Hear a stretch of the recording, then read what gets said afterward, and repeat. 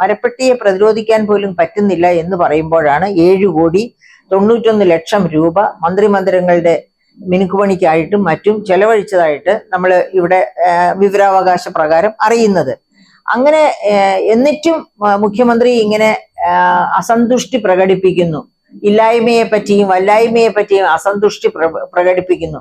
നമ്മളപ്പോ കേരളീയത്തിലേക്കോ അല്ലെങ്കിൽ നവകേരള സദസ്സിലേക്കോ അല്ലെങ്കിൽ മുഖാമുഖം പരിപാടിയിലേക്കോ ഒന്നും പോകുന്നില്ല. നമ്മൾ ഈ സംസ്ഥാനത്തിന്റെ അവസ്ഥ എന്താണ് എന്ന് മാത്രം ഒന്ന് ആലോചിച്ചാൽ മതി.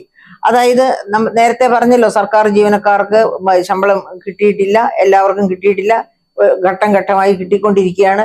ഇനി എപ്പോഴാണാവോ യൂണിവേഴ്സിറ്റി ജീവനക്കാര്, എയ്ഡഡ് സെക്ടർ ജീവനക്കാര്, ഇവർക്കെല്ലാം ശമ്പളം കിട്ടി, എല്ലാവർക്കും ശമ്പളം കയ്യിൽ, അപ്പോഴേക്ക് ഈ സമ്പദ്ഘടനയുടെ അവസ്ഥ എന്തായിരിക്കും?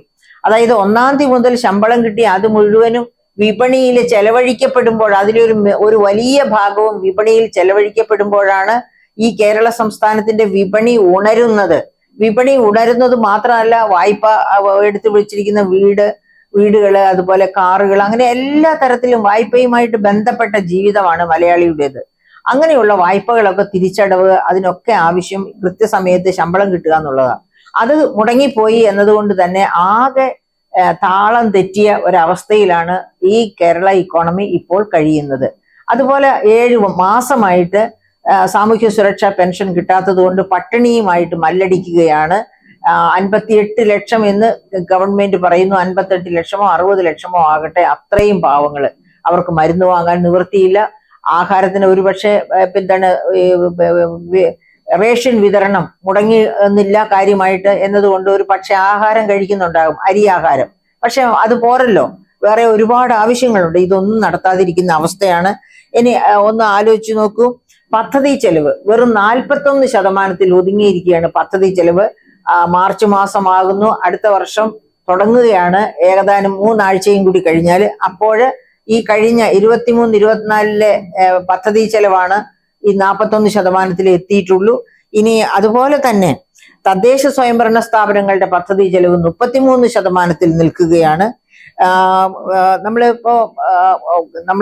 അതായത് മെഡിക്കൽ കോളേജിലേക്ക് നോക്കുക, പീഡിയാട്രി വിഭാഗത്തിൽ പോലും, അല്ലെങ്കിൽ വലിയ തരത്തില് ചികിത്സ ആവശ്യമുള്ള, അതായത് ജീവൻ പിടിച്ചു നിർത്താനായിട്ട് ചികിത്സ ആവശ്യമുള്ളവർക്ക് പോലും ചികിത്സ നൽകാൻ പറ്റാത്ത രീതിയിലേക്ക് മരുന്നോ മറ്റ് സൗകര്യങ്ങളോ ഇല്ലാതെ മെഡിക്കൽ കോളേജും ഗവൺമെന്റ് ആശുപത്രികളും ഒക്കെ പോയിരിക്കുന്നു. അതുപോലെ ഈ SC/ST സ്റ്റുഡൻസിന് സ്കോളർഷിപ്പ് കിട്ടാത്തത് കൊണ്ട് മാസങ്ങളായി അവരുടെ ഹോസ്റ്റലിൽ നിന്നു പോവുകയും അവർ ക്ലാസ് ഇല്ലാതെ വീട്ടിൽ പോയിരിക്കുകയും ചെയ്യുന്ന അവസ്ഥയാണുള്ളത്.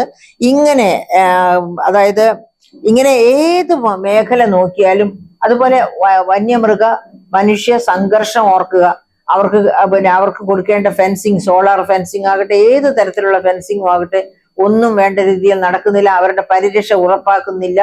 അങ്ങനെ എല്ലാ സ്ഥലത്തും കുത്തഴിഞ്ഞ ഒരു രീതി സംജാതമായിരിക്കുകയാണ് ഇപ്പോൾ സംസ്ഥാനത്ത്. അങ്ങനെയുള്ള ഒരു വേളയിലാണ് നമ്മൾ ഈ പറയപ്പെട്ട മരപ്പട്ടിയുടെ മൂത്രത്തെ പറ്റി പോലും ആശങ്കാജനകമായി ഉള്ള ചർച്ചയും ഒക്കെ കേൾക്കുന്നത്. അത് ദുഃഖകരമാണ്. കാര്യം മനുഷ്യനേക്കാൾ വലുതല്ല ഇവിടെ മരപ്പട്ടിയെ പ്രതിരോധിക്കാൻ. അതായത് ശരിക്കു പറഞ്ഞാല് നമ്മുടെ വന്യജീവികളെ, അതായത് നമ്മുടെ എന്താ പറയുക, വനപാലകരും ഒക്കെയാണ് പറയേണ്ടത്.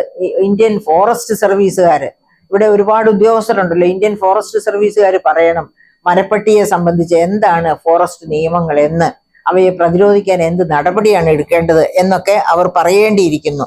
അപ്പോൾ നമുക്ക് ഇപ്പോ ഒന്നാമത് വിചാരിക്കേണ്ടത്, നമ്മുടെ ഗവൺമെന്റ് മുഖം നഷ്ടപ്പെട്ട ഒരു ഗവൺമെന്റ് ആണ്.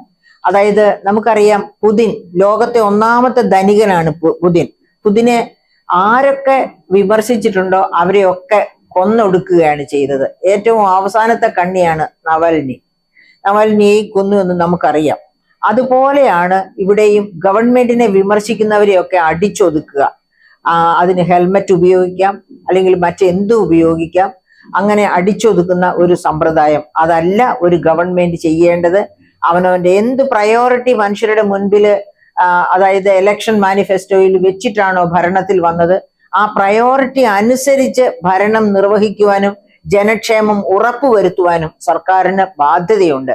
ആ ബാധ്യതയിൽ നിന്ന് ഒളിച്ചോടുന്ന സർക്കാരിന് ഒരു കാരണവശാലും പ്രബുദ്ധ ജനത മാപ്പ് നൽകുകയില്ല.